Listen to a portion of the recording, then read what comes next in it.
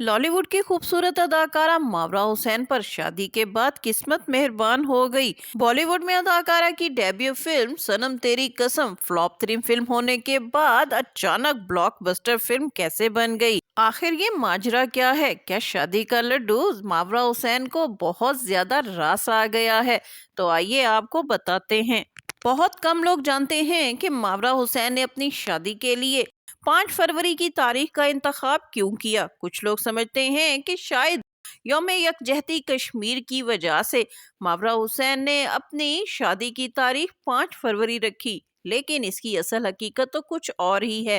5 फरवरी को शादी के बंधन में बंधने वाली मावरा हुसैन ने इस तारीख का इंतखाब इसलिए किया क्योंकि उनकी डेब्यू फिल्म सनम तेरी कसम, जो कि बॉलीवुड में रिलीज हुई थी, इसकी रिलीज की तारीख 5 फरवरी 2016 थी। क्योंकि बॉलीवुड में उनके करियर का आगाज फरवरी की इसी तारीख को हुआ था, इसी मुनासबत से उन्होंने अपनी नई जिंदगी के आगाज के लिए भी इसी तारीख का चुनाव किया।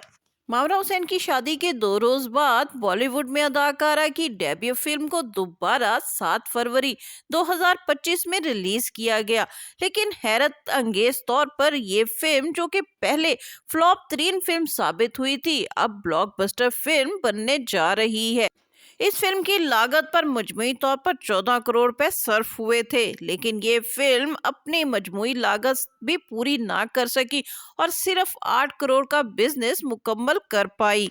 फिल्म फ्लॉप होने की वजह से इस फिल्म में डेब्यू देने वाले दोनों अदाकार मावरा हुसैन और हर्ष राणे का फिल्मी कैरियर भी तबाह हो गया और फिर इन पर फिल्मी दुनिया के दरवाजे खुल ना सके। मावरा हुसैन ने बॉलीवुड के बाद अगरचे लॉलीवुड में एक फिल्म जवानी फिर नहीं आनी में काम तो किया, लेकिन वो फिल्मी दुनिया की मारूफ अदाकारा के तौर पर सामने ना आ सकी। अगरचे टेलीविजन पर उन्होंने बेशुमार ड्रामों में काम किया और अपनी शनाख्त बनाई, और हाल ही में इनके ड्रामे नीम में इनकी बेहतरीन अदाकारी पर इन्हें बेस्ट अदाकारा का अवार्ड भी दिया गया है। सनम तेरी कसम की रिलीज के तकरीबन 9 बरस बाद इस फिल्म के डायरेक्टर और प्रोड्यूसर ने इस फिल्म को दोबारा रिलीज करने का मंसूबा बनाया, और हैरत अंगेज तौर पर इस फिल्म ने अपनी रिलीज के सिर्फ 2 दिन में ही नाकदीन को हैरान करके रख दिया, क्योंकि फिल्म ने सिर्फ 2 दिन में ही 9 करोड़ का बिजनेस हासिल कर लिया।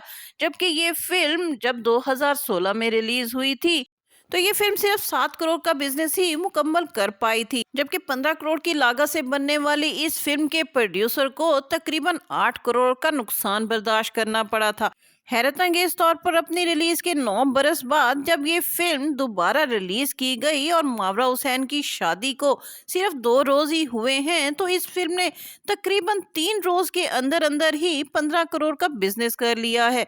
यूं वो नुकसान जो कि 2016 में फिल्म के प्रोड्यूसर को बर्दाश्त करना पड़ा था, वो 9 बरस बाद आज पूरा हो गया।